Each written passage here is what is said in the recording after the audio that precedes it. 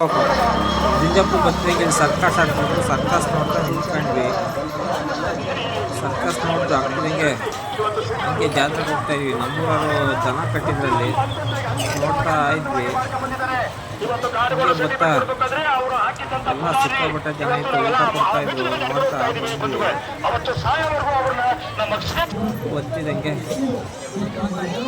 ದೇವಸ್ಥಾನ ನೋಡಿ ಏನು ದೇವಸ್ಥಾನಕ್ಕೆ ಎಂಟ್ರಿ ಕೊಟ್ವಿ.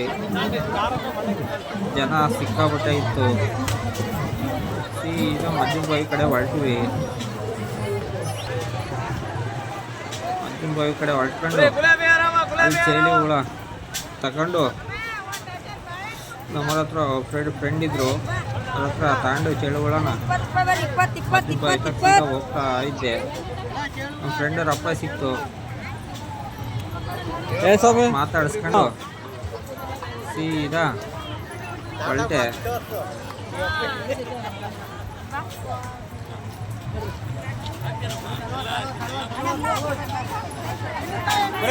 ಜನ ಇರೋದ್ರಿಂದ ಫುಲ್ಲು ಕೆಸರು.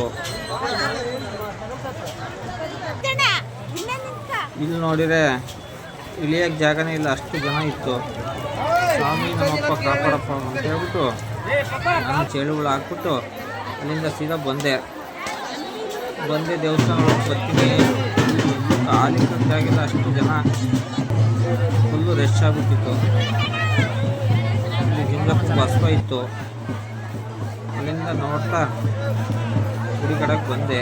ಗುಡಿ ಒಳಗೆ ಹೋದೆ. ಕಳರಳ್ಳಿ ಜಿಂಜಪ್ಪ ಅಂದರೆ ಸುಮ್ಮನೆ ಅಷ್ಟು ಜನ ಇರ್ತೈತೆ.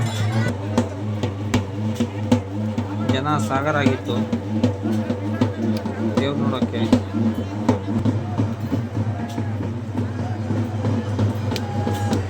ದೇವರೆಲ್ಲ ನೋಡ್ಕೊಂಡ್ವಿ. ಇವು ಎಲ್ಲ